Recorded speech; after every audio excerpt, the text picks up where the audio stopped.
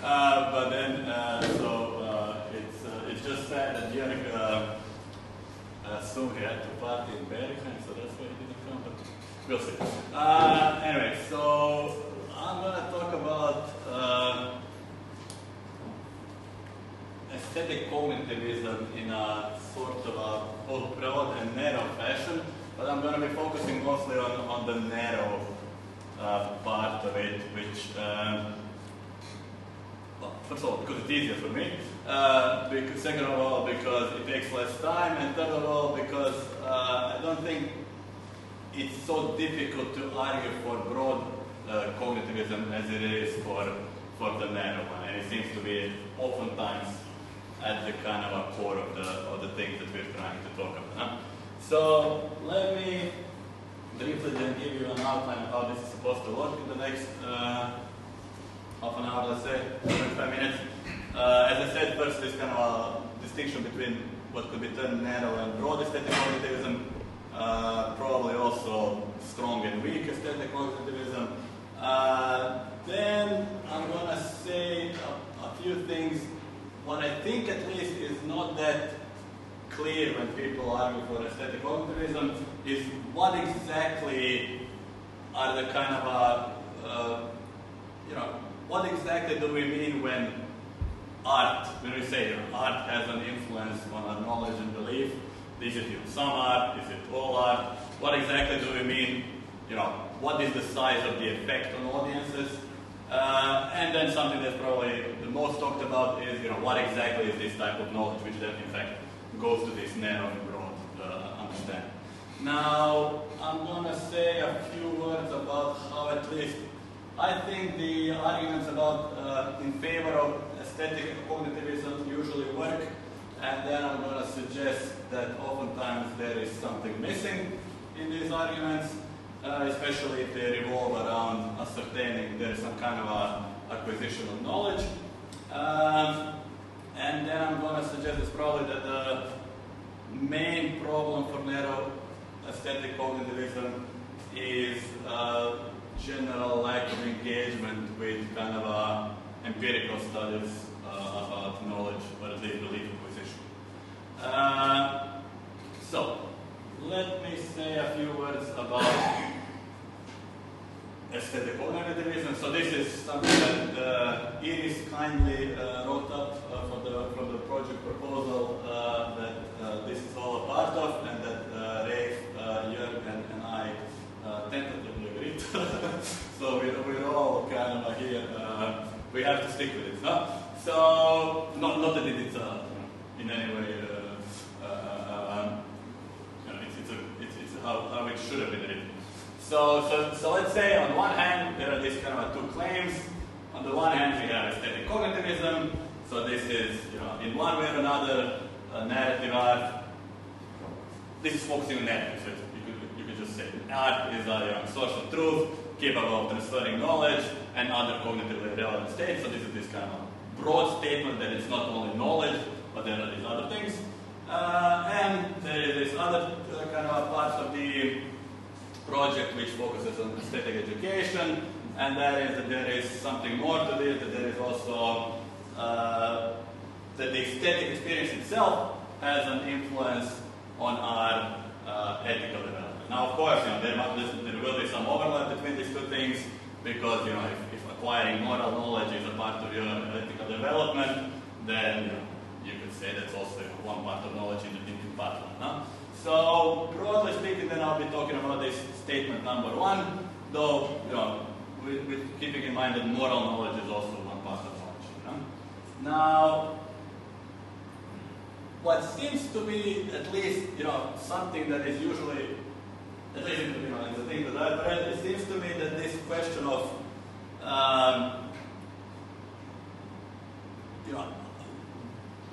the subject of the statement, no?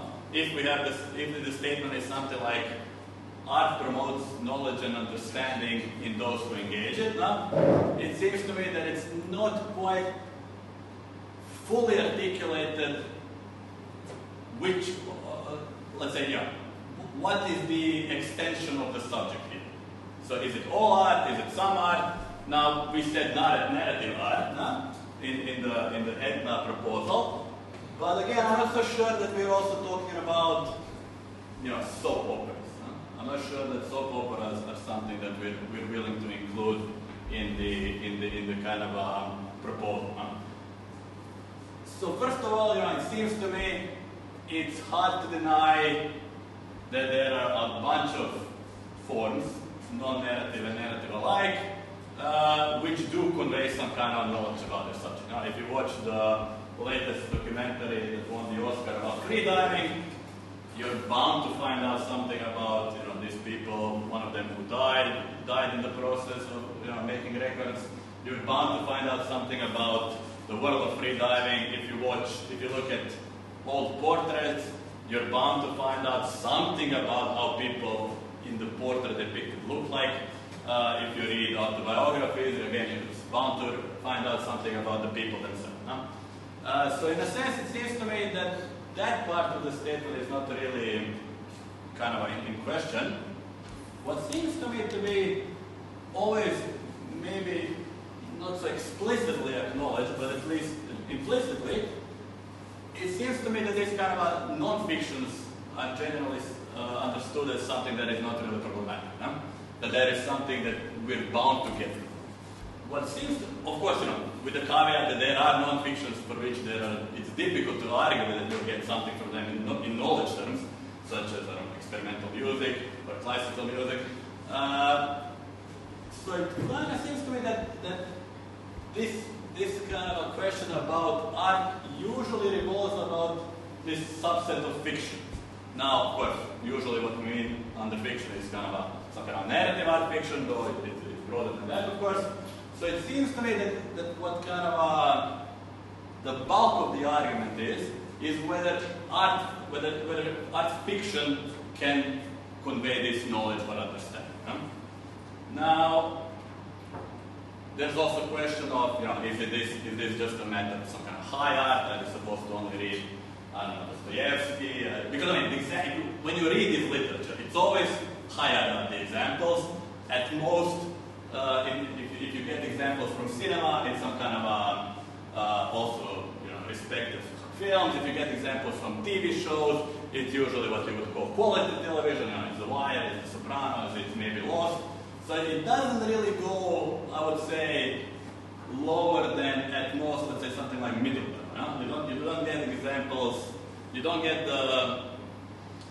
nobody digs out a random Hollywood film from 1933 and says this is the best example for you acquiring knowledge. And this is probably the what's it called, the basic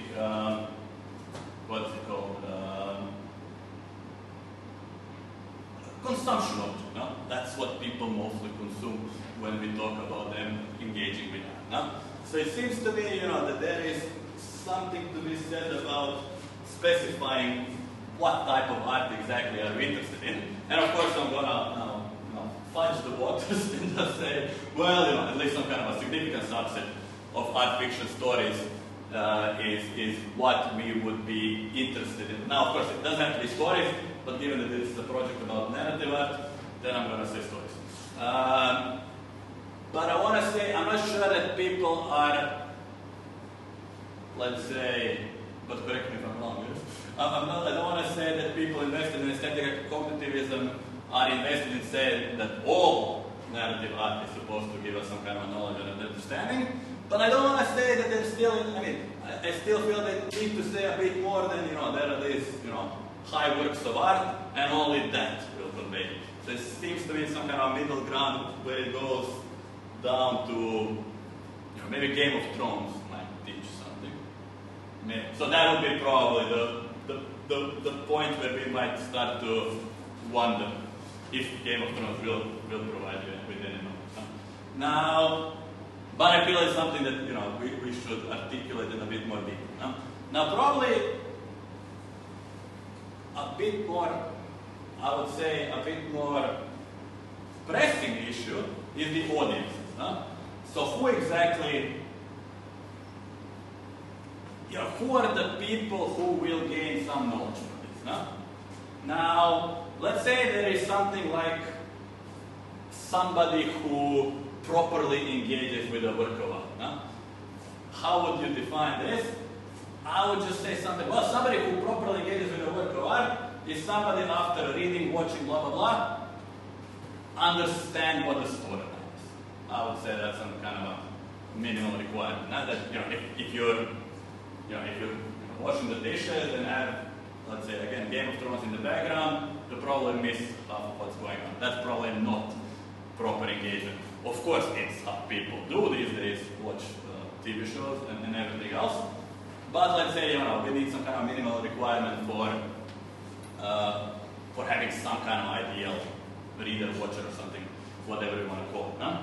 Now, the question is, is a person who properly engages also a person who will acquire some knowledge from this? No? Is really this kind of proper engagement sufficient for you to get something out of this, more than the storyline? Or maybe the comparison is better, with the classroom. In a sense, like you try to teach somebody in your class, I don't know what an analytic statement is, or I try to teach somebody in my class something about editing, and then I hope that I'm going to say 50%, but I hope that 30% of people might get something out of this, in terms of that if I ask them something at the end of the class, they might be able to repeat it. No? So the question is this, is this the size of the effect that we're kind of looking at? What exactly counts as the object of the sentence, and how much will they get out of it? Now some say we might kind of compare this more to maybe getting knowledge out of something is on par with figuring out what the implicit meaning of the film is. Huh? It's not like, probably more people who get the storyline, there will be more people who get the storyline than who get the implicit meaning, or let alone symptomatic meaning. For that, you obviously need some kind of training, or God forbid, something deeper than systematic meaning. So the question is, if there are these kind of if this is really more like a kind of a learning setting, like a setting in a classroom, then we need to maybe involve other kind of parameters. Are long-term dispositions here what is relevant? Is it some kind of expertise that's relevant? Is it some kind of openness to novel experiences? Is it, on the other hand, something more specific to the moment, the curiosity in the type of genre that you're now watching or reading about? How are all these kind of other parameters? Now, Iris in one offhand remark, I think, in one of her papers says something like, I have in mind an active reflective reader, when I talk about these things, that they will be the ones who acquire knowledge. But I wonder if that's a bit too narrow. Maybe we don't really want only an active reflective reader to get something out of this, when they're watching, when they're reading. Maybe we want, because who is an active reflective reader these days? And how can you, make an argument that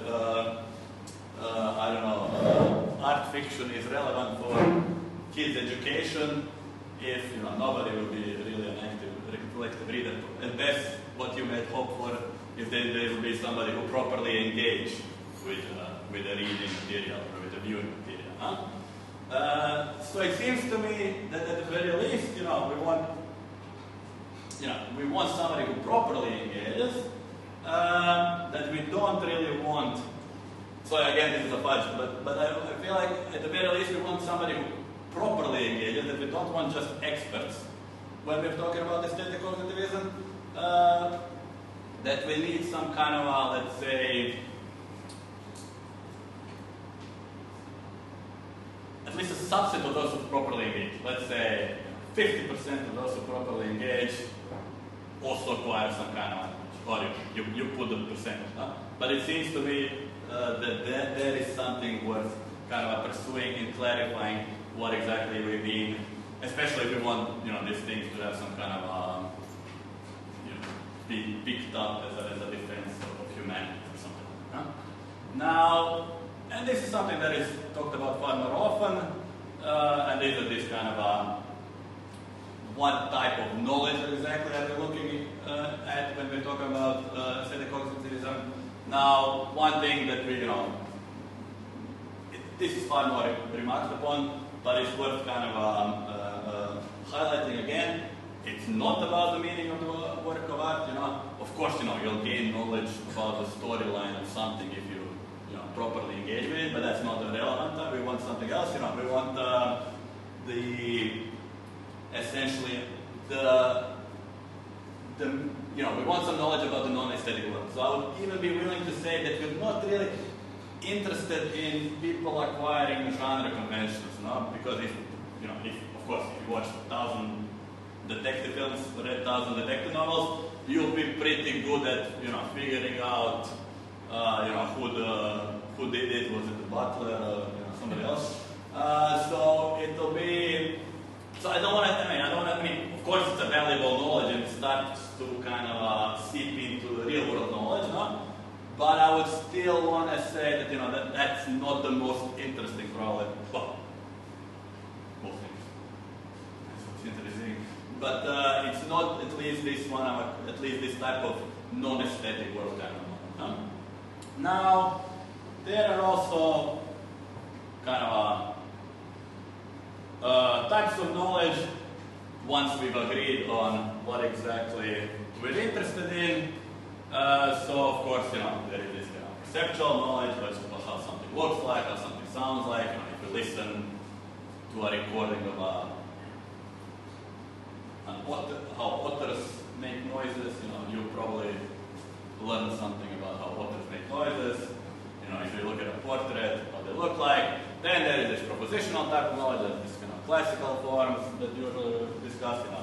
That something is something. Also includes hypotheticals, counterfactuals, if something then something else.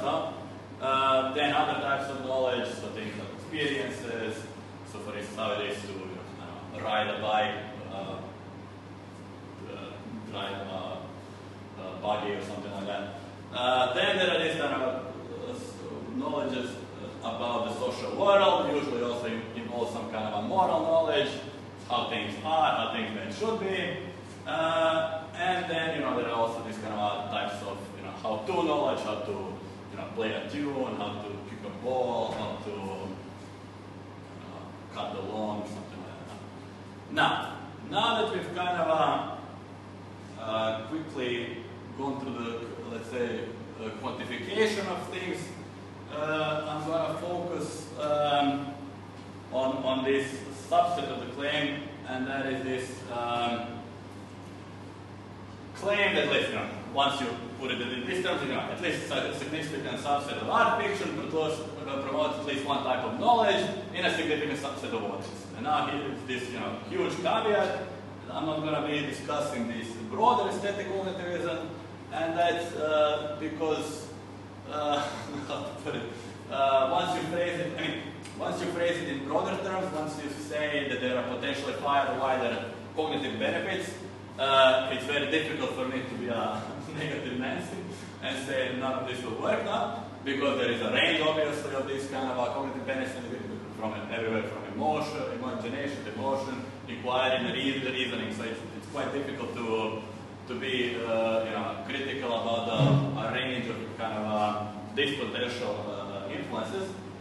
But what I would like to kind of just focus on is then once we focus on knowledge, because it seems to be, again, even when people like it, when they write about arguments in favor of broad aesthetic cognitivism, they also want to make a case that even the narrow one really works.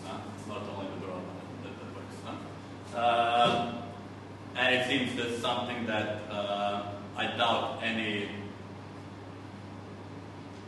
even those in the favor, in most favor of broad aesthetic cognitivism would not like to really easily part ways with the claims of the narrow. So it seems to me that these kind of arguments usually operate on this level of they kind of start with these essentially claim, they start with a counter argument to Plato. If Plato famously argued, that well, in fact, art just expresses falsities in one way or another, and in my field, it's usually film theory people who talk about this now. Then you usually have to start from there and say, well, in fact, no, it's not only falsities that art fiction can express, it can also express truth. And for instance, I don't know, here is just one example of a kind of a broad work that's been done here. For instance, in this one particular paper, Carroll talks about how, when he talks about that films, in fact, can philosophize in the sense that they can provide some kind of access to truth. So he gives an example of Memento, and then, when you watch that film, you realize there's something off with how this film is being conveyed. The events are narrated, partially are narrated backwards, other part is narrated forwards, and then his argument is something along the lines, well, just by kind of leaning at this, you can make, there might not be some kind of huge knowledge jumps, no? But you can articulate some kind of narratological knowledge. Now, under assumption that narratological knowledge is something that is not only art-specific, but clearly narratological knowledge has some kind of a relationship to non-aesthetic world, you can say something like, well, usually stories are told in a fashion that the time of narrating goes from time t0 to t plus 1, and so does the time of the narrator. And Memento makes it obvious that this need not always be the case. So that's some kind of a, let's say, introduction to narratology year 1 type of knowledge, which is completely fine.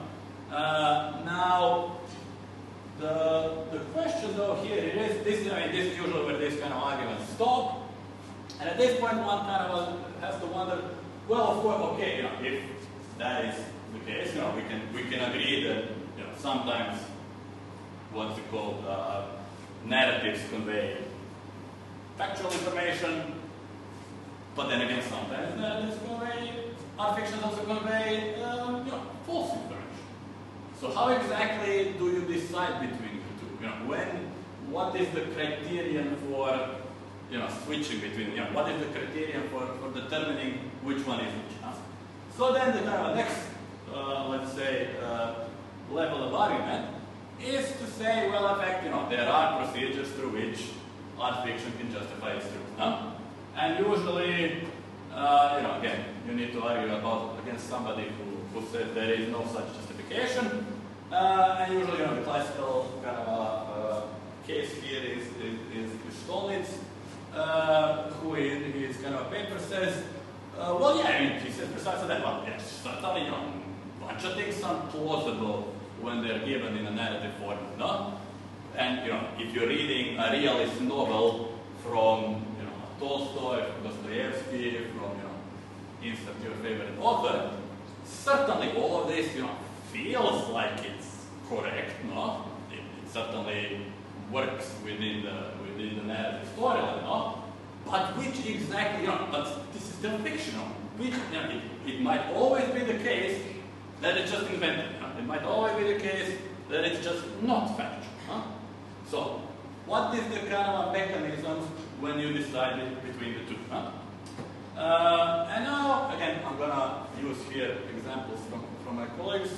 Now there are kind of a couple of strategies that you can kind of do. So, for instance, Ray in his book essentially talks about he talks about 3 types of knowledge, let's say, mimetic. So mimetic is something that would, in this kind of a division that I provided, be something like perceptual knowledge, and in part, let's say, propositional to an extent. There is also kind of phenomenological knowledge, that would be this kind of knowledge of experiences.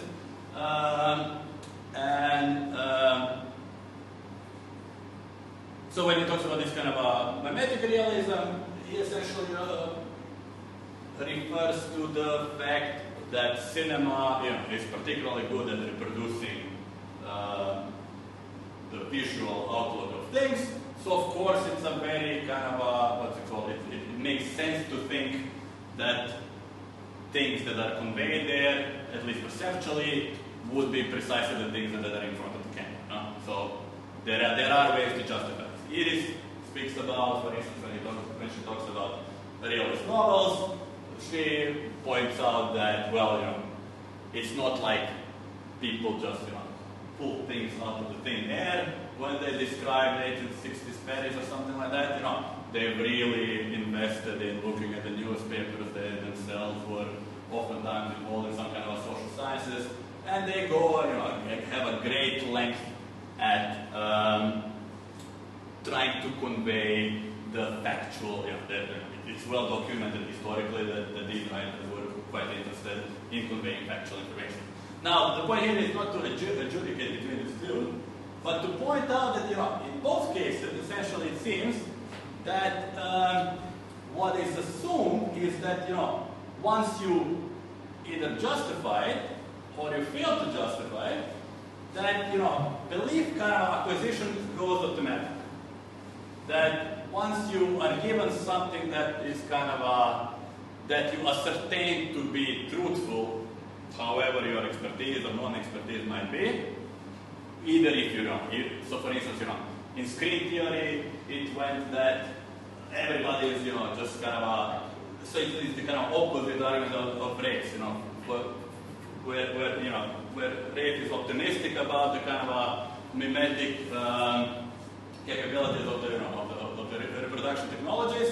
For screen theory, this was, the worst thing possible, because everybody who looks at this will, be immediately fooled into believing that whatever is in front of you must be the case.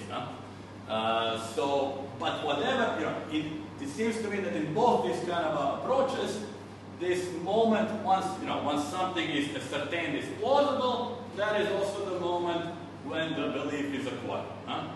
So, for instance, Kari, who recently wrote a book about many of these things, himself says something along the lines, well, of course, it's a nonsense. Of course, it's obvious that when you engage fiction, that you'll generate some kind of belief. That's a given. Now, the next step usually is some kind of an interest in trying to figure out what the mechanism of this belief acquisition might be. Sometimes people don't assume that it's automatic, and sometimes they say, well, in fact, we need to kind of clarify why this might happen. And now, I won't go into any of these things in detail, but and again, the point is here not to, let's say, criticize and say that, in fact, what I would say that none of these things will give you really a general theory, but the idea is something that there have been, let's say, attempts at doing this, but in the context of this talk, my main objection to all of these things would be like, certainly these are theories which we can discuss, but what they seem to be generally missing is they do not seem to have a sort of a, let's say,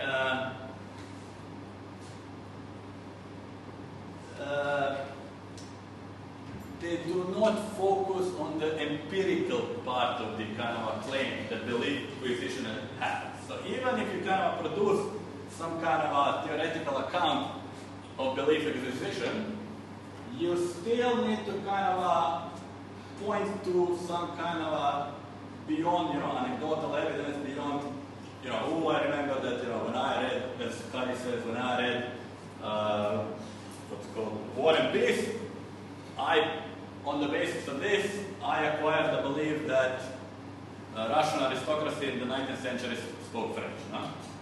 And I'm sure we can all find some examples of some belief that we acquired from watching, reading something that is a part of our fiction, whether that belief was wrong or not.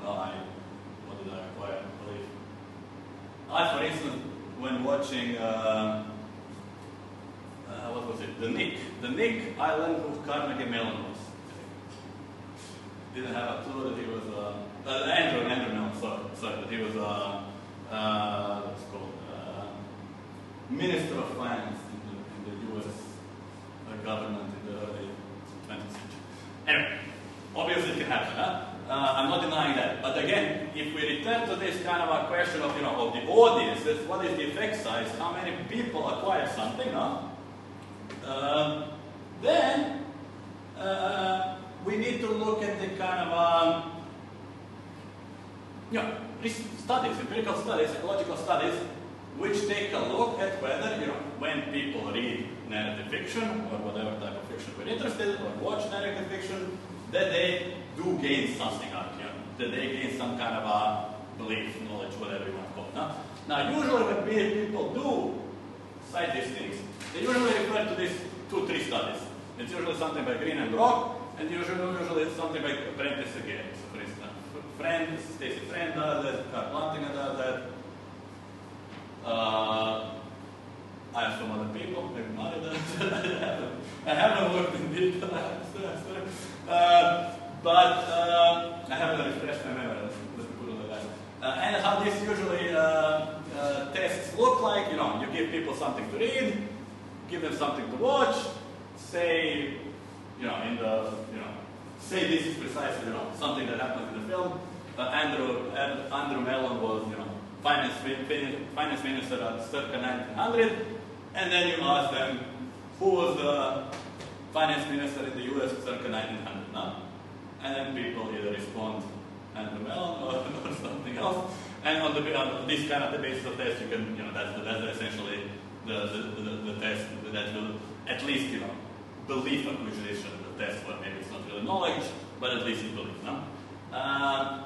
And if you look at the biggest meta-analysis of this thing now, which is not really only 2-3 studies, it's 74 kind of studies. This is what they conclude. So, while non-fictional narrative stimuli significantly affect belief change, fictional narrative ones do not really. So you have a bit of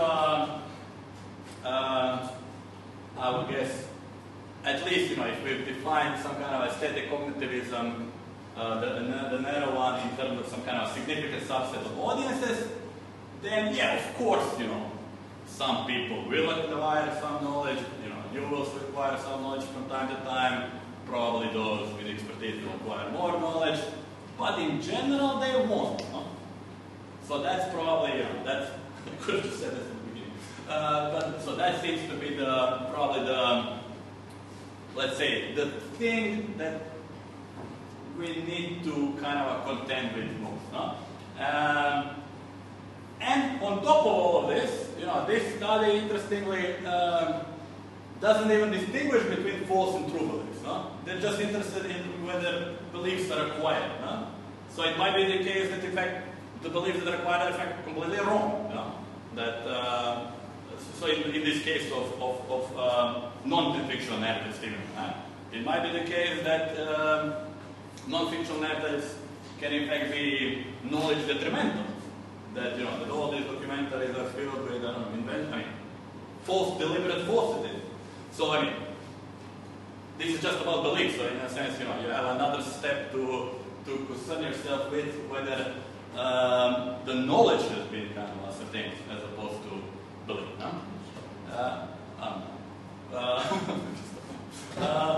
And so, what I would like to conclude with is. Again, first of all, this is not in any way saying that narrow aesthetic cognitivism should be chucked out or something like that, or that it doesn't work for a number of reasons. But it's still to say something else. It's still to say it would be good to have some kind of a clearer account of what exactly this statement is. What is exactly this statement about? Even in its narrower form, in terms of what's the extension of art here as a subject, what's the extension of audiences as an object,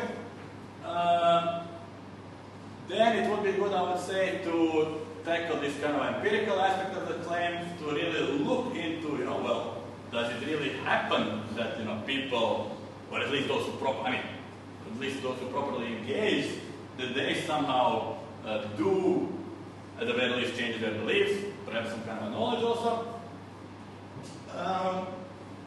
And of course, there is much space for criticizing this empirical study from the perspective of knowledge acquisition, because obviously, this thing only is about propositional statements. All of these empirical studies, they weren't about conceptual knowledge, they weren't about experiential knowledge, about what they would call phenomenological knowledge. So they weren't about a bunch of things. It would be interesting to see, if you give them portraits, how things would look like. So again, there is a lot of space to let's say, be non-concerned about this, let's say, empirical meta-analysis. But at the very least, I would say it would be good to, look at the most recent kind of work on this to see whether indeed it is the case, that there is some kind of a